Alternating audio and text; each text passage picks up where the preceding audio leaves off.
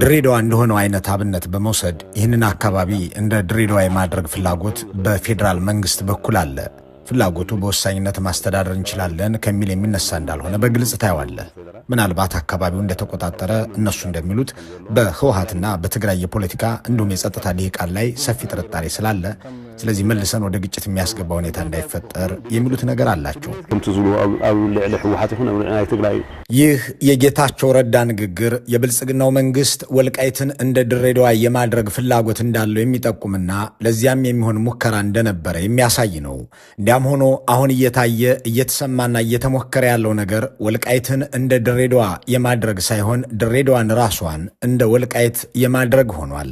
ወልቃይትን የአማራና የትግራይ ህዝብ መፋጠጫ ምድር እንደሆነለት ታትሮ ጦር አሰማርቶ ገዳይ ልኮ ሴት ደፋሪ መድቦ ንብረት ዘራፊ አሰማርቶ ሁለቱን ህዝብ መንግስታዊ ድጋፍ ባለው መጋጨት ውስጥ እንዲገቡ እንዳደረገው ሁሉ በድሬዳዋም ይሄው እንደሆነ በብዙ እየተደከመ መሆኑ እየተሰማ ነው።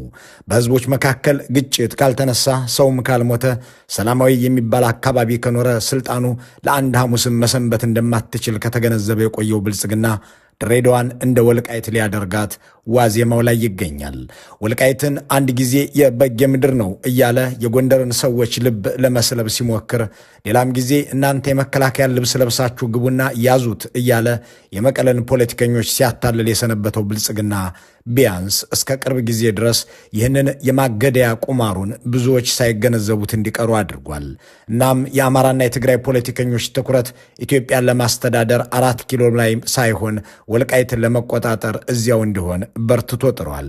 ይህ ሞዴል በትክክል እንደሰራ የተገነዘበ የሚመስለው የጠቅላይ ሚኒስትር አብይ አእምሮ በምዕራብ ኢትዮጵያ የከፈተውን የማፋጠጥ ግንባር በምስራቅም ይደግማል ተብሎ ተሰማርቷል። ድሬዳዋ የኦሮሞ ነው በማለት በአደባባይ የተደመጡት ጠቅላይ ሚኒስትሩ ይህንን ንግግራቸውን ካደረጉ በኋላ ሰው ማስገደልና ማሳደድ ጀምረዋል። የኦሮሚያ ክልልን ፖሊስ በድሬዳዋ ከተማ አሰማርተውታል። ድሬዳዋ ሰላም ሆኖ መዋል ማደሩ የረበሻቸው ሰዎቹ ከተማዋን የደም መፋሰስ ምድር ለማድረግ ብዙ የክፋትና የጥፋት ቦምብ እያጠመዱ መሆናቸው እየተሰማ ነው። እናም ነገሩ ጌታቸው ረዳ እንዳሉት ወልቃይትን እንደ ድሬዳዋ ለማድረግ ሳይሆን ድሬዳዋን ራሱን እንደ ወልቃይት ሊያደርጉት ብዙ ስምሪትና ብዙ ጥፋት እያካሄዱ ነው።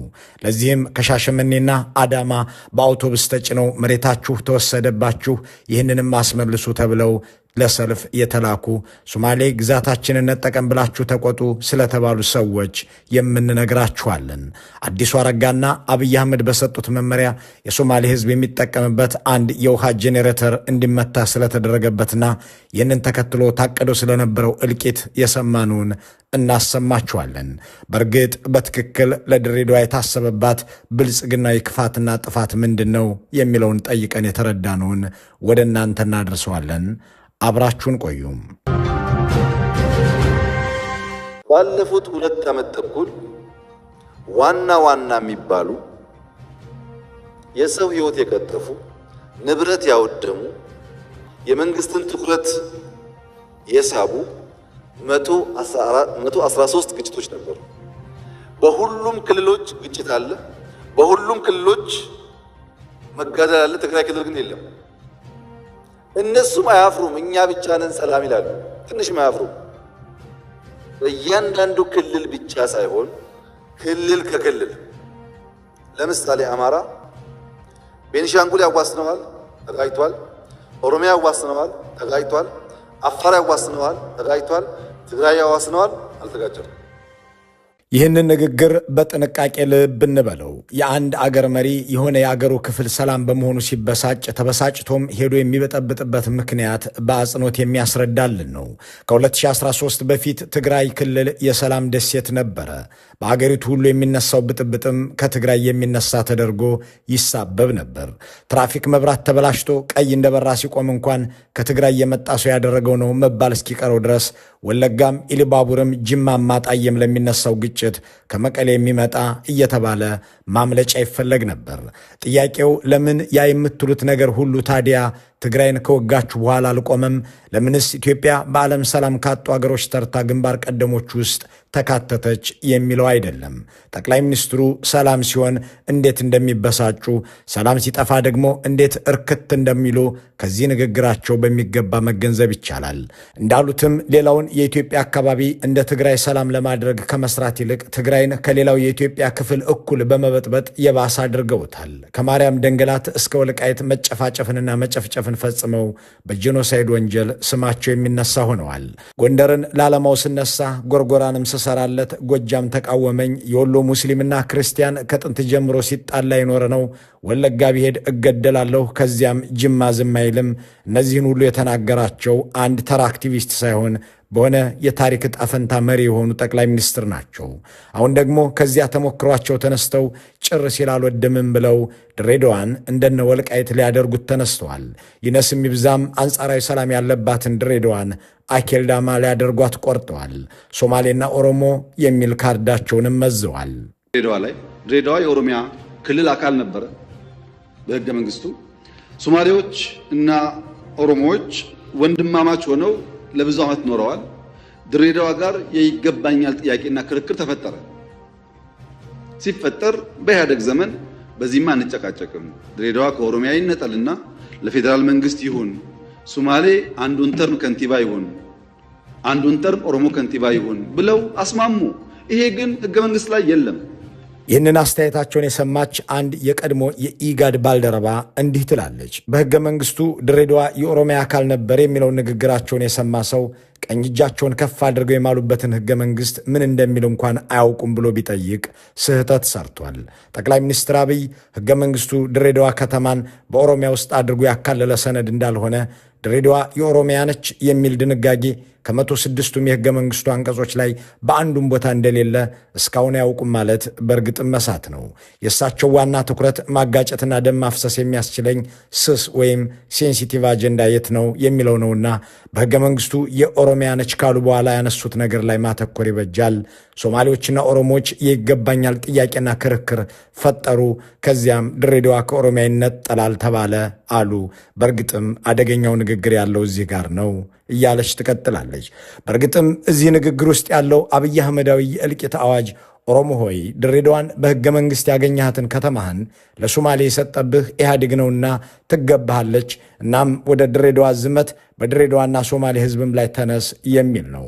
በኦሮሚያ ያጡትን ፖለቲካዊ ቅቡልነት የጎንዮሽ ግጭት በመፍጠር የተቆረቆሩለትም በመምሰል የሶማሌን ሕዝብ ከኦሮሞ ሕዝብ ጋር ደም የማቃባት ሴራ አካል ነውም የሚል ሰው ማስረጃ ማቅረብ ይችላል። ጠቅላይ ሚኒስትሩ እንዲህ ያለውን ንግግር ሲናገሩ ግን ይህ የመጀመሪያቸው አይደለም። በኦሮሚያ ውስጥ እንደተጠሉ በሚሰማቸው ወቅት በተገዳዳሪዎቻቸውም እንደተበለጡ ሲገባቸው ይህንኑ አድርገውት ያውቃሉ።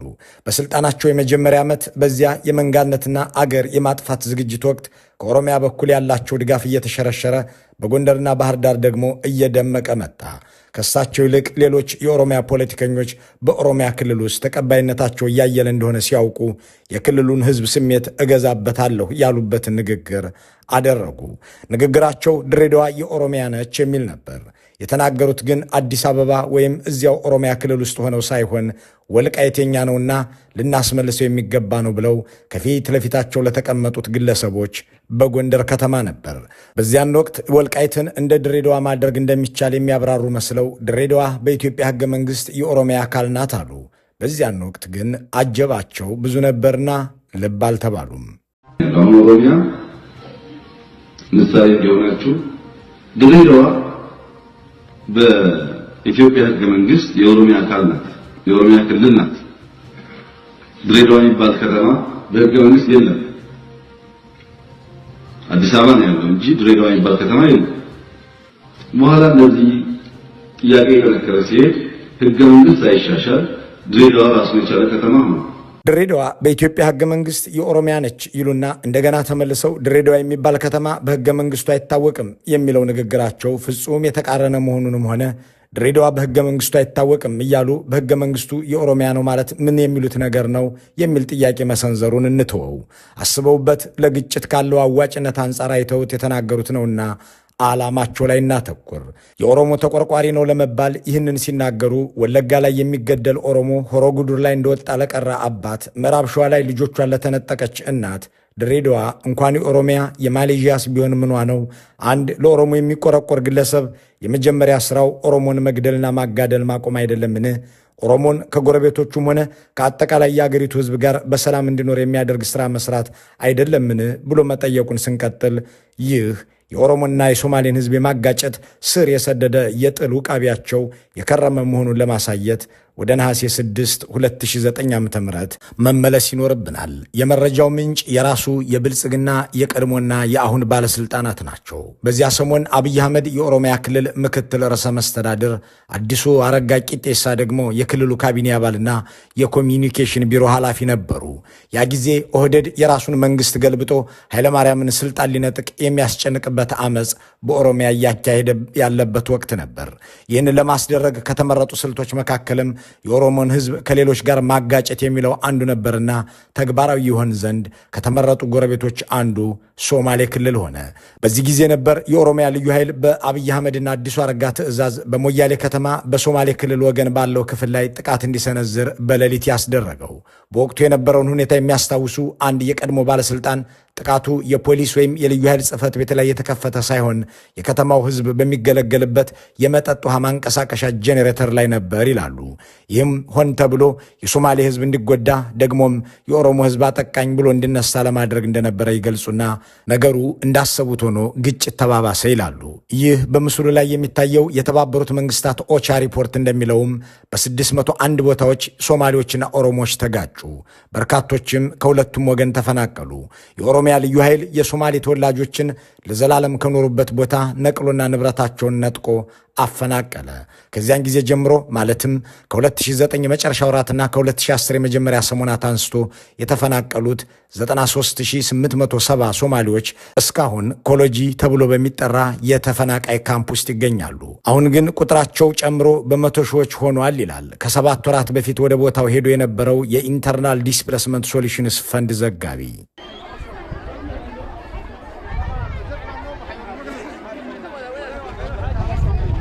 Behind me is Kolochi camp. 100,000 people, internally displaced people, live in this camp in the Somali region in the south of Ethiopia. This camp has been here for about 7 years. ውድ የኢትዮ ፎረም ቤተሰብ ስለ እነዚህ ኢትዮጵያውያን መፈናቀል ለመሆኑ ካሁን በፊት ሰምተው ያውቃሉን? በመቶ ሺህ የሚቆጠሩ ሰዎች በብሔራቸው ምክንያት ተፈናቅለው ለ8 ዓመት መክረማቸውንና አሁንም እንዲህ ያለውን ሕይወት በዚያው በሶማሌ ክልል እንደቀጠሉበት ሲነገር አጋጥሞት ያውቃልን? የሆነው ግን እንዲያ ነው። አብዛኞቹ የተሻለ ኑሮ የነበራቸው ሶማሌ ክልልንም ኖረውበት የማያውቁ ደግሞም ቀላል የማይባሉት ሶማሊኛ እንኳን የማይችሉ ሰዎች ዘራችሁ ሶማሌ አገራችሁም እዚህ ያልሆነ ተብለው ከተባረሩ 8 ዓመታቸውን ይዘዋል። እነዚህ ተፈናቃዮች ለጠቅላይ ሚኒስትሩ በቂ አይደሉም። እነዚህ የተነጠቁት ቤተሰብና ሀብት ያረካቸውም አይመስልም።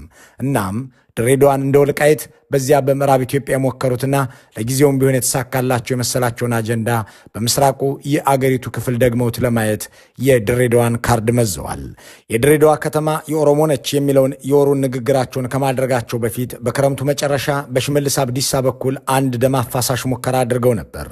የሶማሌ ክልል አዳዲስ ዞኖችን አዋቅሬያለሁ ብሎ ባሳለፍነው ሐምሌ ይፋ አደረገ። በዚህ ጊዜ በክልሉ ተቃውሞ ተቀሰቀሰ። ይህንን አጋጣሚ ለመጠቀም ያቀዱት የ4 ኪሎ የጥፋት አንጎሎችም አዲሱ የሶማሌ ክልል የአስተዳደር ማስተካከያ ከኦሮሚያ ክልልም ወረዳዎችንና ቀበሌዎችን ወደ ሶማሌ ክልል የሚያካልል ነው ተብሎ ይነገር ዘንድ ወሰነ። እንደተባለውም ተደረገና ከአዳማ ከሻሸመኔና መሰል አካባቢዎች ህዝብ በመንግስት አውቶቡስ እየተጫነ ወደ ባሌና ቦረና ተላከ። በዚያ በኦሮሚያና ሶማሌ መዋሰኛ ቦታዎችም ላይ ግጭት ለመቀስቀስ ተሞከረ። እንዳም ሆኖ በውጭ ሀገር የሚኖሩ የሶማሌና የኦሮሞ ፖለቲከኞችና ተደማጭ ሰዎች በአገር ቤት ካሉት ጋር ተቀናጅተው ባደረጉት ርብርብ የብልጽግና ሴራ ከሸፈበት። በአውቶቡስ እየተጋዙ ግጭት ቀስቃሽ ሰልፍ ሲያካሂዱ የሰነበቱትም አበላቸውን በልተው ወደ የከተሞቻቸው ተመለሱ። ይህ ሲሞከር ከርሞ ነው እንግዲህ አልሳካ ሲል ጠቅላይ ሚኒስትሩ የድሬዳዋን ጉዳይ እንደገና ወደ አጀንዳነት ያመጡትና በፓርላማው ያቀረቡት። እሳቸው ያንን ንግግር ካደረጉ በኋላ ባለው ጊዜ ውስጥ እስካሁን ድረስ በከተማዋና አካባቢዋ የሰው ሕይወት እየጠፋና ሰውም እየታሰረ ነው። መምህራን ሸኔ ገደላቸው እየተባለ እየተገደሉ ናቸው። ሲቪሎች እንዲሁ ሞተው ይገኛሉ። የኦሮሚያ ልዩ ኃይልን ከህግ ውጪ ወደ ድሬዳዋ በማስገባት ሰው እንዲታገት እየተደረገ መሆኑንም ነዋሪዎች ለጣቢያችን ተናግረዋል። ሸኔ ናቸው እየተባለ የሚገደሉት ወጣቶችም ቁጥር እየበረከተ ነው። ይህ መሆኑን የሚናገረው ደግሞ ራሱ መንግስትም ጭምር ነው። ያችን በሰላሟ የምትታወቅን ድሬዳዋን የደም ምድር ማድረግ መጀመሩን የሚያረጋግጥልን የድሬዳዋ ፖሊስ ጠቅላይ መምሪያ ዋና አዛዥ ኮሚሽነር አለሙ መግራ በሰሞኑ የሰጡት መግለጫ ነው። በዚሁ መሰረት 43 የጠላት ኃይል ተገሏል።